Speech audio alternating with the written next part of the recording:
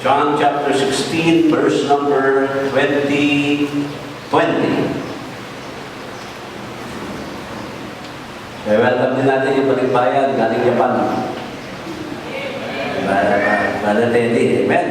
Panay ang post natin. Wala din mga salamin nyo. Masalamin din kayo ito. Ayan. Amen. Okay, verse number 20. Again, 22, babasahin ko po ang ulit. Tapos babalik po tayo sa chapter 12, verse number 31, 33. Okay. Verse 20. Verily, verily, I say unto you, that you shall weep and lament, but the world shall rejoice, and you shall be sorrowful, but your heart shall be turned into joy. Amen? A woman, when she is in travail, hath sorrow, because her hour is come. But as soon as she is delivered of the child, she remembereth no more the anguish for joy that hath a man is born into the world. And ye now, therefore, have sorrow, but I will see you again, and your heart shall rejoice, and your joy no man taketh from you. Amen? Okay, atras po tayo sa chapter 12. Verse number 31. Chapter 12, verse 31. Ito po ang sinabi. Now is the judgment of this world. Now shall the prince of this world be cast out. And I, if I be lifted up from the earth, will draw all men unto me. This is said, signifying what death he should die. Kaya sa madali man lang. Mapagpala namin Diyos, salamat po. Salamat sa nakabasa niyo po sa mata. Salamat sa mga awitin. Salamat sa presensya ninyo po mga anak. Higit sa lahat. Salamat po sa presensya mo po sa aming po kalagitnaan. Tinataas po namin ang inyong pangalan. Biti mo po ang inyong pong Panginoon ngayon na siya mag-ate ng inyong pong mensahe. O lahat ay aming initin sa lahat sa pangalan ni Jesus. Amen. Magpunod kayo. Nalala niyo po doon sa una, doon sa verse na chapter 16. Now, ito pong passage na ito, talks about the joy. Sino ba ang ayaw ng joy? Amen? Ayaw niyo ba ng joy? Siyempre gusto natin ng joy, mga kapatid. Di ba? At sinabi dito ng ating Panginoon, opo, magkakaroon po ng lamenting, nandoon yung weeping, but there will come a time, darating na po yung joy na yun, and no one can take away the joy sa atin po. Hindi ba napakaganda? Ibang klaseng joy po ito pinag-uusapan dito ng ating Panginoon. Kung mag-observahan niyo po yan, mga kapatid, na sinabi ng Panginoon yan in red letters, so siya mismo ang nagsasabi na there will come a day, yung joy na yan, hindi na po kahit sino man pwede nang mag-alis sa inyo. Di ba? So, ibig sabihin, mga kapatid, yung joy, merong gustong mag-alis yan.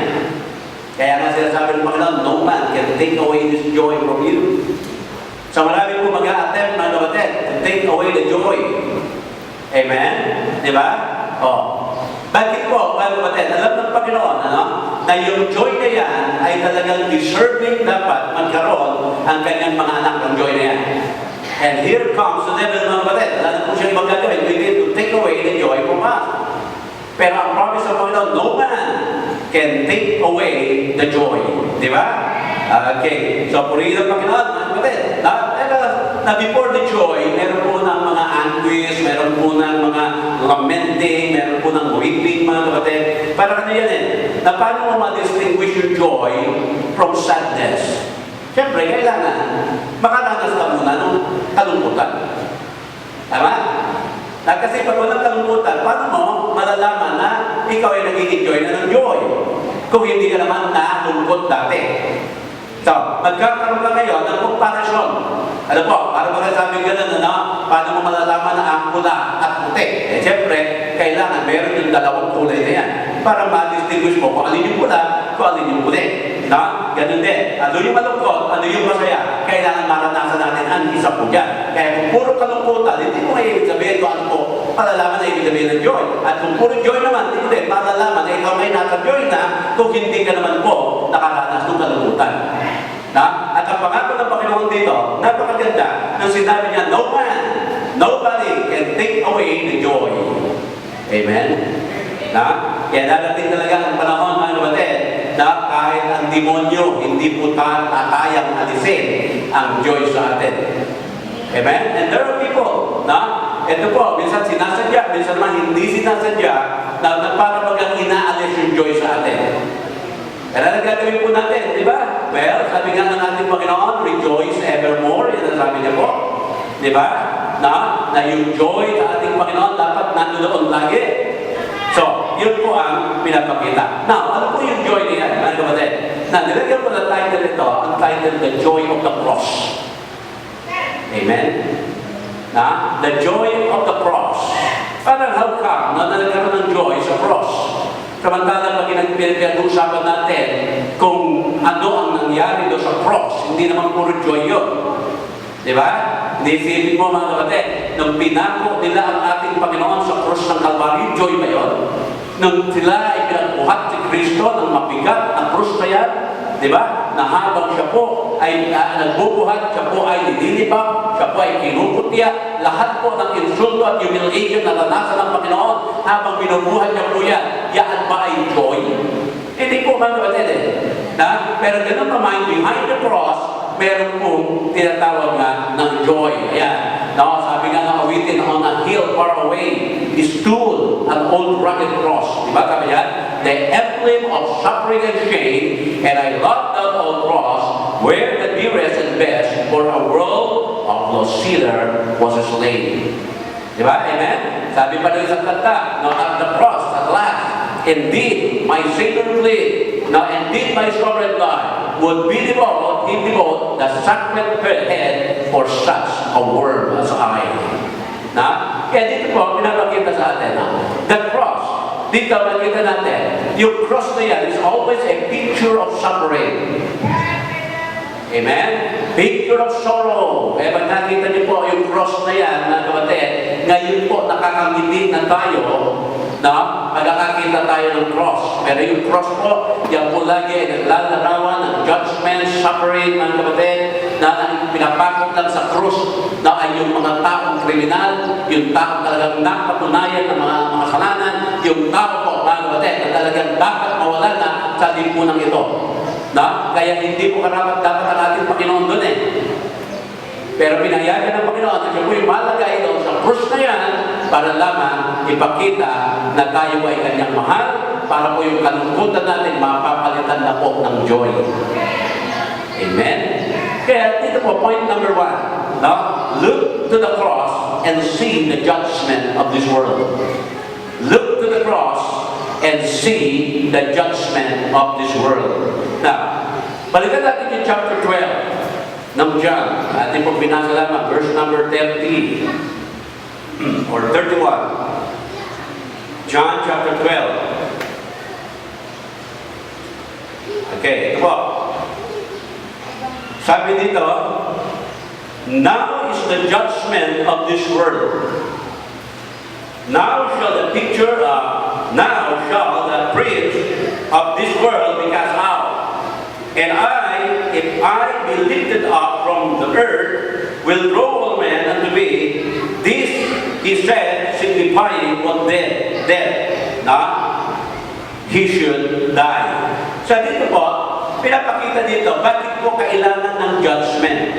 Isa pang verse na, bago tayo tuloy, sa John chapter 5, verse 22. John 5:22. The Father judgeth no man, but hath committed all judgment unto the Son. Na bakit po judgment? Dito po una, siyempre sinabi ng Panginoon na God so loved the world. Sabi niya, God so loved the world that He gave His only begotten Son. Sabi si Kristo pala, nang dumating sa mundong ito, is an expression of the Father, of His love to the world. Diba? Ano po yan? Regalo, mga kapatid, regalo na naaayon sa puso ng Ama. Diba? ito po ay inirigalo ng Ama para sa sanlibutan. Pero ang ginawa mga kapatid, ang sanlibutan sa regalo, pinako sa krus. Diba? Hindi po binigyan ng halaga. The world actually murdered the Son of God. Ganyan po ang nangyari. Alam niyo po, tingnan na, sino po ang mga na-assassinate na mga world leaders po natin? Very sabi natin, very popular, bago nito Aquino, si John F. Kennedy. Diba? Sa isang motorcade, siya po ay binarilan sa sniper na in just an hour, di natin alam, baka minutes lamang, the whole world knows that John F. Kennedy was assassinated. Ganun din ang nangyari, mga kapatid, kay Ninoy Aquino. Nandun din yung mga, si Rabin, si Sadat, at marami po na magkakakita niyo po, ng mga world leaders, na oras lang ang pinag-uusapan, talagang buong mundo, alam na nila na isang great leader was assassinated or was murdered, mga kapatid. Pero ang problema, ang malungkot, si Jesus Christ po, more than 2,000 years ago, nung siya po ay pinako sa krus, ilan-ilan pa lamang o hindi pa alam ang mensahe sa buong mundo. Amen? Mas maigi pa ito mga leaders po na ito Kaya dito po, yung kanilang pagpapako kay Kristo sa krus ng Kalbaryo, para mag-ginudge po nila na inilagay nila ang ating Panginoon na isang regalo ng Ama na dapat kanilang pinahalagahan. Alam po, pero ano ang ginawa? Pinako sa krus. Kaya sabi ng Ama na nasa kamay ng aking anak ang pag-uusga sa sanlibutan ito. Amen? Kaya pag ikaw na ay kinondem, wala kong joy doon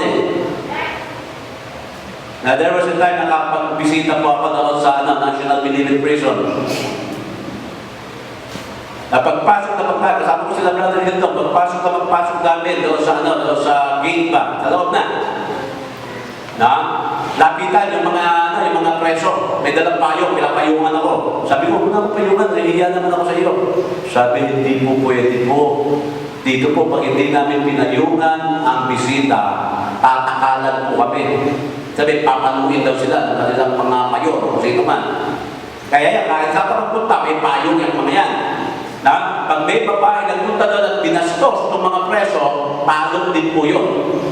So, nakapag-preach po ako doon sa maximum, maximum, basta maximum. Yung mga preso, yung mga high profile. Ano po? So, preach po dyan, pauwi na kami, sabi ng pastor, di kadaan tayo doon sa mga selda ng nasa death row. Sabi, meron sila sa building doon. Lahat po ng may death sentence, doon lahat. Sabi ko, pastor, wala po dyan, mga death, nasa death row na yan baka tayo'y dumugin dyan. Diba? Sabi, huwag kang matakot, pastor.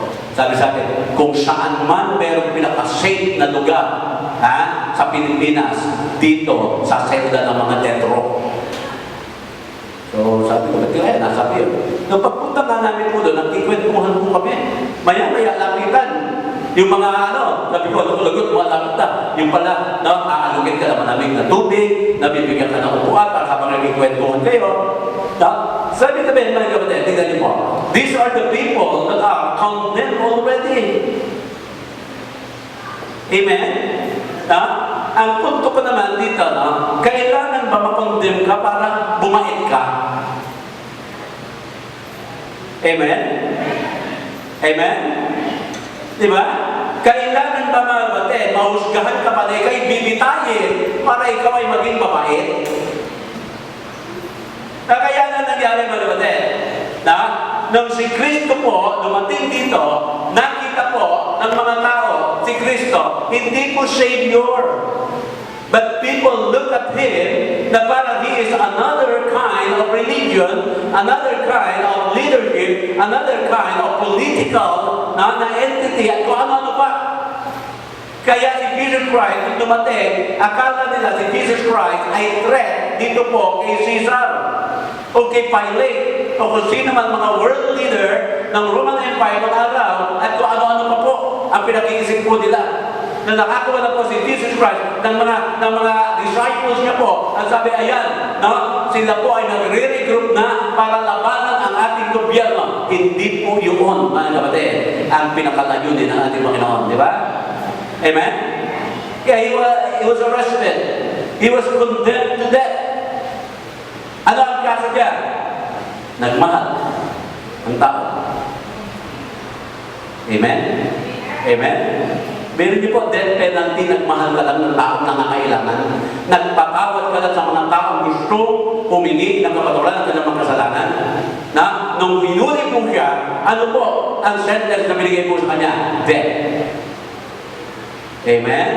Kaya yan po na, look at the cross and see the judgment of this world. Kaya every time we look at the cross, ano po, yung cross na yan, in basic Jesus Christ, ang kanilang kinukondemn, the world is being condemned. Amen? Na, kaya akala natin, ay, cross yan, ganda yan, cross yan. Dapat pag nakita ko yung cross, lagon ako. Amen? Na? Pero tanong, yun nga ba ang ginawa ng ating Panginoon? Hindi po eh. Ang sabi ng Bible, the Lord Jesus Christ endured the cross for us.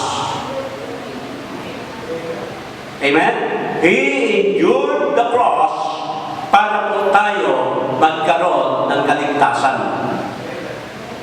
Pero niyo po, mga kapatid? Siya ang nagpakahirap para tayo ay madalian na ngayon. Siya ang nagpakasakit para maranasan natin ang pag-ibig ng ating Panginoon Diyos. Amen? Diba? Kaya ang kaligtasan naging by grace na po eh. Na you read your Bible, basahin niyo po yung Old Testament. Na ang Old Testament para ikaw ay magkaroon ng kapatawaran ng kasalanan, napakarami mong dapat gawin. Andiyan dyan kaya meron ka dapat na sin offering, meron ka pang trespass offering, meron ka po kung ano ang klaseng offering po na yan, meron po yung mga burn offering. Na napakaraming offering ang gagawin mo para lamang ikaw ay magkaroon, mga kapatid, ng kapatawaran ng kasalanan. Kaya sa Hebrews chapter 10, sinabi na po dyan na si Jesus Christ was sacrificed and was offered once and for all. Amen? Kaya we are not under the law. We are now under the grace of the Almighty. Amen? Napakahirap po nung araw. Nung araw po kailangan ng perfection. Merong mga batas, kailangan sundin mo lahat ng mga batas na yan. Alam niyo po ba, pati ang paglilingkod sa Panginoon nung araw, napakahirap. Pag ikaw'y magsusuko ng buhay para maglingkod sa Panginoon, ikaw po'y pilay. Basta meron ka po kapansanan, physically, hindi ka uubra. Ibig sabihin, mga kapatid, kung ang ilong mo'y pako, hindi ka uubra maglingkod sa Diyos kahit gusto mo. Amen? Na? Paano kaya yung dulig? Di lalo na. Di ba, amen? Sa ganun po kailangan pag ikaw ay maglilingkod sa Diyos, matipuno ka, maganda ang titig mo, maganda ang itsura mo. Ganun ang araw Na, ayon po na batas nila yan dahil po tayo nasa ano na ngayon, nasa grace na po ngayon, mga kapatid, hindi na po. Di ba? Amen? Pero kayo naniniwala ang mga naglilingkod sa Panginoon, magaganda po ako para kayo. Amen? Kasi kung pangit na nga maglilingkod, paano naman tayo? Diba? At kung magaganda lang naman ang pwedeng maglingkod, paano naman sila? Diba? Amen? Amen? Okay. Now, number two. Look to the cross and see the power of Satan is broken. Amen? Ibig sabihin, si Satanas, talunan na po. Alam niyo po ba pag Holy Week, diyan po yung panahon ng kuwanan ng mga agimat, di ba, Brother Rene? Ikaw ba nun buo ka? Noong araw, mga kapatid, meron na, hindi ko maalala basta meron pong pagagawa, makakakuha ka lang ng gayuma. Napagdaliman, sa probinsya kasi namin para halaman yan para ugat. Halimbawa may mga sayawan. Ayan, siyempre, doon po, uso sa amin yan Dahil sa Isabela, siguro, mga late 70s. Hindi pala, mga late 60s. Hanggang 80s po yan, yung mga sayawan, di ba? Galit na galit yung mga nanay at tatay namin.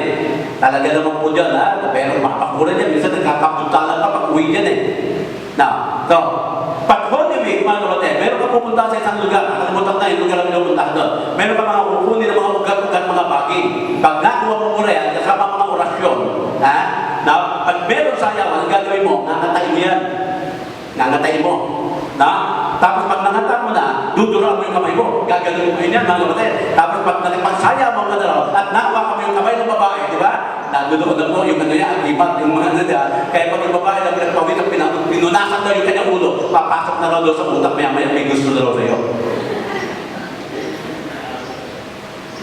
Amen? Marami po ako nangalaan mo niya. Awa ng Diyos, wala na isa nagkagusto sa akin. Amen? Di ba? Kaya yan po mga kapatid na. Tingnan niyo po how the power of Satan works. Sa kapanahonan po natin.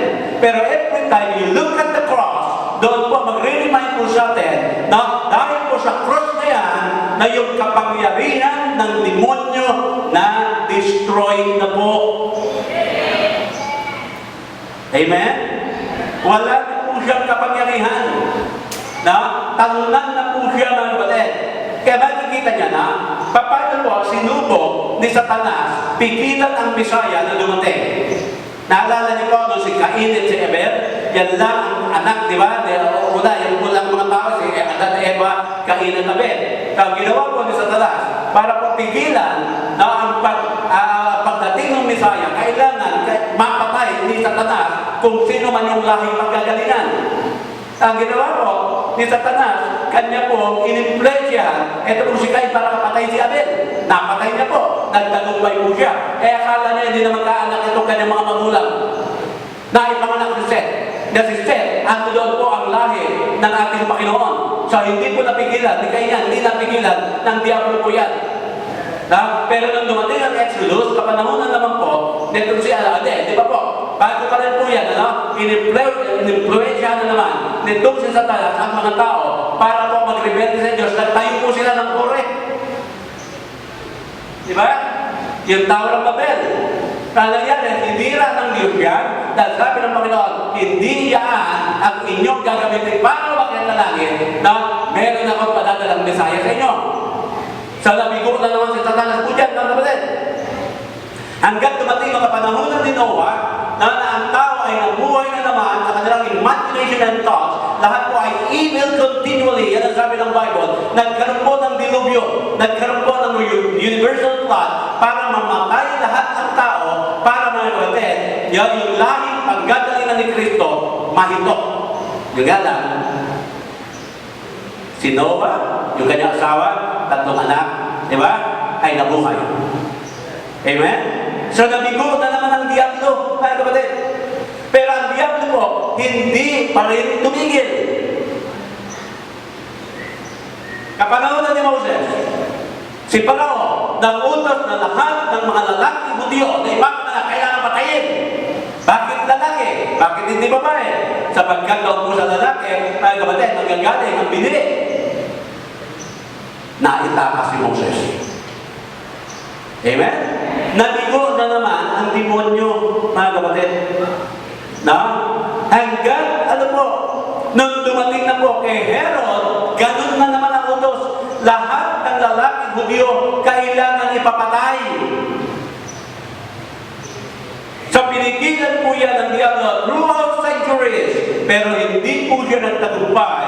At si Kristo'y naipanganak sa mundong ito, ipinako sa krus, mga kapatid. At dahil po dyan, every time you look at the cross, dito ma-remind po tayo that the power of Satan was already broken. Amen? So hindi pa rin siya tumitigil ngayon. Na naghahatik pa rin, mga kapatid, ang demonyo ng kanyang kasamaan. Ngayon, alam ng demonyo, hindi niya na kayang pigilan si Kristo dahil si Kristo ay naipako na sa krus, namatay, nabuhay na muli. Ano ang gagawin niya ngayon? Yung mga tao na. Sasabihin ni Satanas, na hindi ko kayang patayin yung leader nila, na ako'y magdatamay na lang. Kukuha na lang ako ng mga damay. Makakasama sa impyerno. Yan po ang mga tao ngayon, mga kapatid. Amen? Kaya sabi po ni Christ, isang assurance pa rin po sa atin, no one can separate us from the love of God. Neither heights, di ba? Neither nor principalities, nor powers. Yan po sinasabi.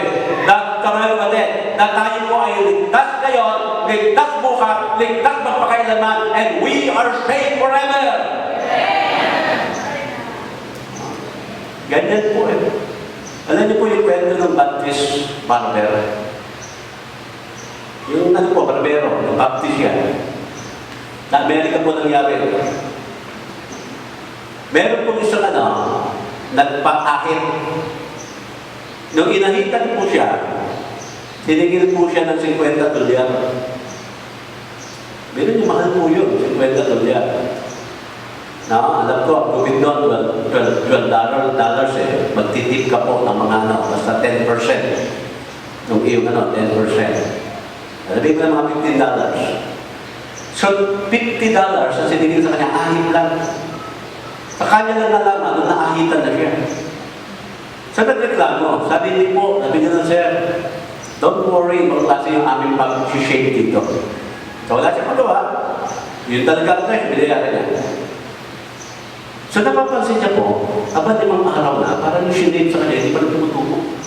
Dati, 2 araw, di ba? Umabot po ng 20 days, wala pa rin din tumubo. Sabi niya, hindi pala sa akin yung $50.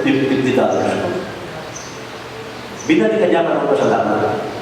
Tinanong niya yung Baptist Baptist barber. Sabi niya, I want you to know that I really want to thank you. Kasi I know this, it's been 20 days. Sabi ng Baptist, sa kanya barber, you know, sir, once you are shaved forever. Amen? Amen? Kaya pag ligtas ka na, you are saved forever. Amen? Hindi po nawawala kaligtasan, ha? Na hindi po Baptist, hindi nawawala ang kaligtasan sa Baptist. Kung hindi po tinuro ng Bible sa mga Baptist, ang kaligtasan hindi nawawala. Ha? Pero ang Panginoon namamalo. Baka sabihin niya, total, di naman nawawala kaligtasan natin. Sige, magpatuloy na tayo sa kasalanan. Same pa rin naman tayo eh. Di ba? Amen? Hindi po ganun na ulit. Alalahanin niyo po, meron pong premature death. Meron pong unmet deadline. O sabihin natin, mga kapatid, hangganan din ang ating Panginoon. Kaya sabi niya doon, sabi Genesis chapter 9, verse number 6 yata yan, sabi niya gano'n, ng Panginoon, my spirit shall not always strive with men. Sabi, ang Panginoon napupuno din. Kaya pag napuno ka na siya sa iyo, mga kapatid, ayan po, kakalusin ka niya na. Lagi po kinustrate yung ginagawa ko na pag ikaw, Kristiyano na buhay ka sa kasalanan, parang Panginoon meron siyang hawak na buhay na araw. So, hahatakin niya gano'n. Di ba? So, hindi ka pa rin nag-repent. Hahatakin niya pa ulit. Hindi ka pa rin nag-repent, mga kapatid. Hahatakin niya pa ulit. Na hanggat madating na Panginoon na yung kanyang pananayan, at hatak na gano'n. Alam niyo po, pag yung nahatak na mana, pag yan ay binitawan, pag tumama yan, mas malalim. Kaya pag napuno na ang Panginoon sa atin, mga kapatid, at pinalot niya na tayo, ayan, mararamdaman na natin na talagang tayo pinalot ng Panginoon. Pero mga kapatid, alam natin, gawa lahat ng demonyo yan eh. Kaya every time we look at the cross, we are being reminded that Satan, or the power of Satan, is already broken. Amen? Wala na dapat panama ang demonyo sa atin. Tingnan niyo po, 1 Corinthians chapter 15. 1 Corinthians chapter 15, verse number 55. O death, where is thy sting? O grave, where is thy victory? The sting of death is sin, and the strength of sin is the law. But thanks be to God, which giveth us the victory through our Lord Jesus Christ. Amen? Alam niyo po ba ang last enemy na kinalaban talaga ng Panginoon is death? Alalahanin niyo, bakit ba ang tao namamatay? Why do people die, mga kapatid? Ano sabi? Romans 6:23, ano sabi dyan? In His death. Amen? The reason why we die is because of sin. Sabi ka pag hindi ka nagkasala, hindi ka mamatay eh. Nabukan nyo, di ba mayroong bagong panganak? Lagi mo sabihin, anak mo, huwag magkakasala, huwag ka magkakasala, huwag ka talaga po, i-break-up mo siya, huwag ka magkakasala. Ang tanong, hindi kaya siya magkakasala? Amen? Na? Hindi po mga kapatid eh, kasi yung kasalanan, namaman natin kay Eva Tadan eh. Kaya nga sabi ni David, di ba? Ako yung makasalanan, sinapupunan pala ako ng aking nanay. Minana kasi natin yung sin nature mga kapatid. Minana natin kay Eva Tadan. Di ba? Oh. Yung nga lang mga kapatid, meron tayo nga mga kasalanan na meron na po tayong full knowledge na yung ginagawa natin ay mali, na yun ay dapat alisin. Kaya sabi po dito, na yung death na yan, ang kabayaran ng ating kasalanan, pero sabi nga, pinagtagumpayan yan ng ating Panginoong Jesucristo. Amen? Amen? Oh. Kaya tayo hindi na mamamatay. Naalala ko noong araw, meron pong kapatid si Pastor Tamon, yung matandang Tamon. Nakalimutan ko yung first name niya, no? Ito po, nakababatang Tamon na ito, na amin po siyang binansaga, kami po yung mga Bible student pa lamang. Siya yung John, di ba? Modern John the Baptist. Nagdadrive na po yan ng taxi. Doon po ang kanyang, kung ginukuha yung kabuhayan niya po. Na paggabi, pupunta po yan doon sa may luneta, sa may likod ng monumento ni Rizal. Doon po nagkakatipon-tipon at iba't ibang klase mga sekta ng reliyon. Nagkakaroon po ng debate yan. Na pati mga satanismo nandoon. Kaya yan po, yung tama na yan, na naroon po yan, nakikipagdebate. Wala pong manalo sa debate dyan. Wala pong manalo. Hanggat meron napikon po sa kanya, mga kapatid, tinutukan siya ng baril sa ulo, at sabi ka na ngayon, sabihin mo, pag kinalabit ko ba ito, hindi ka mamamatay? Ditilabit niya, mamamatay ako physically, pero yung aking kaluluwa, mabubuhay yan magpakailanman kasama ang Panginoon. Amen? Diba? Kaya mga kapatid, nang napagtagumpayan ng ating Panginoon, natalo niya po ang kapangyarihan ng demonyo, over there, ngayon po, pag ang isang Kristiyano na mamatay, hindi po siya patay, natutulog lamang. Naalala niyo, di ba? Yung si Lazaro, na kapatid nila Maria at Marta, na nasabing ganon, Panginoon, sana po napaaga-aga kayo, hindi po namatay yung aming kapatid. Ano sabi ng Panginoon? Huwag kayo mag-alala, natutulog lamang siya. Amen? Na? Kaya, alam niyo po, na isang araw, ito meron ko si Kim Dulbete yata yan, nag-post ba naman sa Facebook na picture po ni Alan, tsaka picture ni Tatay Peter, magkatabi. Sabi din sa akin, bakit ka na naman umiiyak? Titigan ko, hawak ko yung aking umiiyak talaga ako. Sabi ka, umiiyak, ano ba problema mo? Sabi ko na, naiiyak lang ako. Sabihin mo sa akin, pinakita ko sa niya. Maya-maya siya yung umiiyak na. Amen? Di ba nakakaiyak mga kapatid? Na the people na naging part ng inyong buhay, bigla kukunin ni Lord. Amen? Sabi ko ako naiyak, paano kaya nakita ni Arlie nito at ng mga anak niya? Di ba? Oh. Ibig sabihin, mga kapatid, although we miss people na pumanaw na pero one day, makikita ulit natin sila. Amen? Na? Kaya po, number 3. Tingnan po natin, number 3. Look to the cross and see the attraction of the cross. Colossians chapter 1, verse number 20.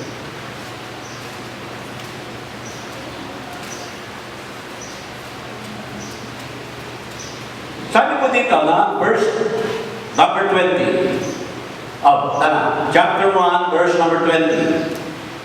And having made peace through the blood of his cross, by him to reconcile all things unto himself, by him, I say, whether they be things in earth or things in heaven. And you, that were sometime alienated and enemies in your mind by wicked works, yet now hath he reconciled. Amen? Now, alam niyo po, sabi nga na, the old rugged cross, sabi na ating awitin, yung old rugged cross, so despised by the world, has a wondrous attraction to me. Yan yung sabi, na anong awit ko na yan? The old rugged cross, binaliwala na ng sanglibutan, pero para sa atin, napakatindi ng attraction po. Amen? That is how we should see the cross. Diba? Yung cross po na yan, mga kapatid, though, sabi nga, through it, meron tayong peace and reconciliation. Kaya nga, yung life brings nga, natin po gano'n, yung man, and, diba, God, had been separated because of sin. Diba nilalagay natin po yung gap na yan, nilalagyan natin ng cross. At sinabi nga ng Panginoon, I am the way, the truth, and the life. No man cometh unto the Father except by me. Kaya ang attraction po ng cross sa atin, mga kapatid, yung mga hindi natin kaya puntahan, hindi kaya natin maabot, at doon lagi ang cross para abutin niya mga yan. Kaya po may attraction sa atin eh. Amen? Amen? And it shall be, kaya na po, si Satan po, hindi na po siya mga kapatid, malaya nakaka-atake sa atin. Bago siya umatake sa atin, magpapaalam muna sa Panginoon yan eh. Kaya nakita niyo po yung kay Job, sabi ng Panginoon, have you considered my servant Job? Sabi nila na, kung yan naman, kaya naman ganyan yan eh, maraming yaman yan, bumalik lahat ang yaman yan. O sige, alisin mo lahat. Huwag mo lang gagalawin yung kanyang kaluluwa, akin daw, sabi ng Panginoon. Hindi natin lahat, yung mga yaman, na si Job hindi nagbago ang kanyang damdamin ng Panginoon. Parang naman nila Panginoon. Sabi niya, hindi, kasi maraming mga anak yan eh. Alisin mo lahat ng mga anak yan. Diba? Nawala yung mga anak. Pero ano po, hindi pa rin nagbago ang pagmamahal ng Diyos sa Panginoon. Sabi kasi, guwapo yan si Job eh. Subukan po, papakitin yan. Ayun, tinubuhan po ng napakaraming bigsa mula ng ulo hanggang talampakan. Ano ang sabi ng Panginoon? Sabi ni Job. Sabi nga, the Lord giveth, the Lord taketh away. Hindi pa rin po nagbago ang kanyang pagmamahal sa Diyos. Amen? Sabi po, para kay Job, na merong wondrous attraction sa kanya ang cross. Kaya man ulit, dapat po, huwag tayo ma-attract dito po kay Satanas eh. Alam niyo po, lagi ang offer sa Satanas, lagi po yung mga sugar-coated eh. Sa umpisa, masarap. Pero pag nandoon ka na sa loob, mapait na. Amen? Amen? Kaya sabi po, di ba, huwag po tayo maging ignorante sa mga wiles of the devil. Amen? Sinabi pa rin, di po, mga kapatid, sabi niya ganun, even Satan himself can transform into an angel of light. Minsan akala natin okay, pero hindi pala okay, mga kapatid. Amen? So mag-ingat po tayo. Number 4, look at the cross and obtain a fresh vision of Golgotha's hill. Sabi nga, yung Calvary po na yan, mga kapatid, na siya po ay nanunood every time po na makita natin yung cross, yung Golgotha po na yan, na masasabi natin, doon po ipinako ang ating Savior. Amen? Di ba sabi ni Paul sa Philippians, whatsoever things are good report, whatsoever things, ganyan, but think on these things. Kaya ganyan minsan pag naglalamig na ako, alam niyo ba, pati kahit pastor ang lalamig din pa na ng palataya. Amen? Kahit po manggagawa ng Panginoon, nalalamig din eh. Kaya pag dumarating na po yung panlalamig namin sa pananampalataya, we always look at the cross. Kasi doon kami nare-remind kung ano ang ginawa ng Panginoon doon sa cross para lang ako magkaroon ng kaligtasan. Amen? Last po, number 5. Look to the cross and see the joy. Amen? Look to the cross and see the joy. The kind of joy that no man can take away from you. Yan po ang klase ng joy.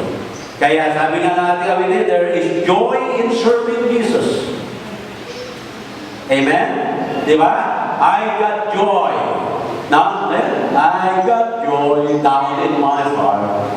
Deep, deep down in my heart. J-O-Y down in my heart. Deep, deep down in my heart. Amen? Kaya nga kapatid, kung sa iba ang joy, sabi nila, yung cross na yan, wala yan, dinispise ng mundo yan. Sa atin po, meron po siyang napakagandang attraction kasi every time we look at the cross, there is always joy that we can see. Amen? Malungkot po rin ngayon.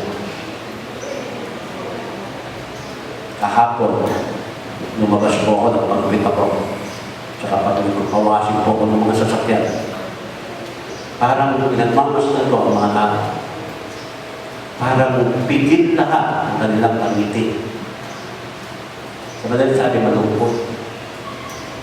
Naunawa ko sila. Kasi sila yung namatayan. Namatay ang kanilang Diyos. Amen? Pero ako nakangiti. Kasi yung Diyos ko, isang beses lang namatay. At nabuhay po siya. Siya po ay buhay magpakailan naman. Amen? Tayo po lang ito may.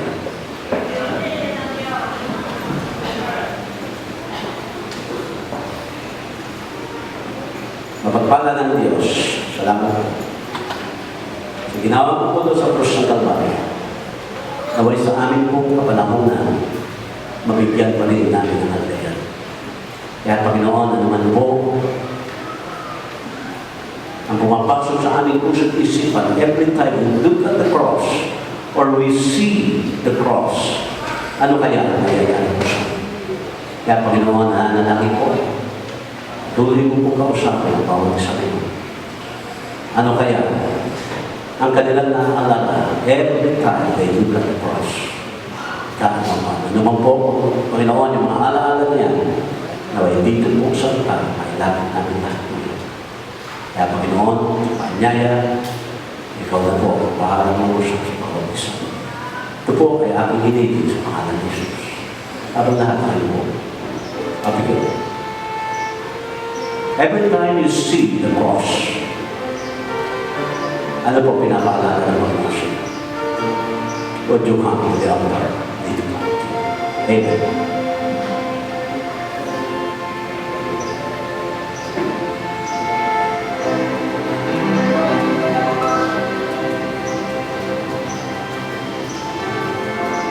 Opo, mga kapatid,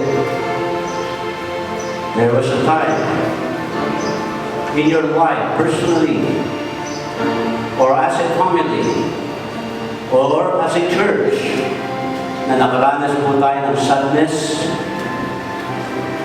suffering, disappointment, depression. Pero sabi nga, ating nabasa, one day, we can experience the joy, the kind of joy that no man can take away from us. Naranasan mo ba yan? Would you come? Dito po. Thank you, Lord, for the suffering. Thank you, Lord, for the sadness, for the sorrow. Ngayon po, na-enjoy ko na po yung joy na pinangako ko sa akin. The kind of joy that no man can take away from me. Amen?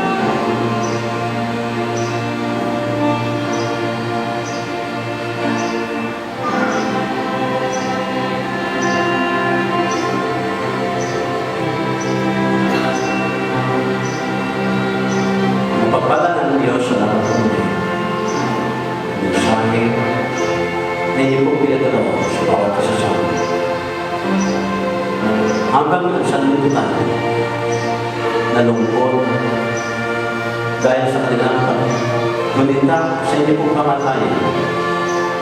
Kami naman, mga anak ko po, ay nagkakasiyahan dahil alam namin na ikaw ay isang beses na namatay, na ikaw ay buhay na po ang pakailanman, na ikaw ay nandiyan sa iyong kaharian, at ikaw rin ay nanahan sa puso ng bawat isa na nag-anyaya na ikaw ay kagapin na maging Panginoon ang sarili ng tagapagligtas. Salamat sa kaligtasan, Panginoon, sa patuloy na pagmamahal na hindi mo naman sinasabi sa amin, bagkus pinagdarama mo po, Panginoon, ang pagmamahal na ito. Salamat, Panginoon, sa pag-iingat mo po. Kaya kami, Panginoon, ay nakakatayo at nakakapagpatuloy dahil po sa iyo pong pag-iingat. Salamat, Panginoon, sapagkat patuloy mo pong pinagkakaloob ang bawat mga kailangan namin. Naging minsan yung aming kailangan na hindi pa po namin naihiling sa inyo, ay hindi na po pinagkakaloob. Kaya, Panginoon, pinupuri pa po namin. Ikaw, Panginoon, ang aming tanging kailangan lamang sa mundo nito. Ikaw, Panginoon, alam namin nung bibigay sa amin ng direksyon. Ikaw, Panginoon, alam namin na tutulong sa amin sa bawat desisyon na amin po ginagawa. Kaya, Panginoon, naririto po kami patuloy ng papakubaba sa inyo pong harapan. Tunay, aminado po kami na wala po kaming magagawa kung wala po kayo sa aming mga buhay. Kaya, Lord, salamat po sa inyo. Salamat sa mga anak mo pong nagsilapit.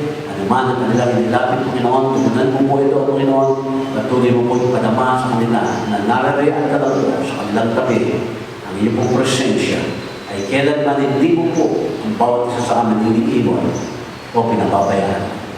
Salamat, Panginoon, kung ako ay aming hindi sa naman sa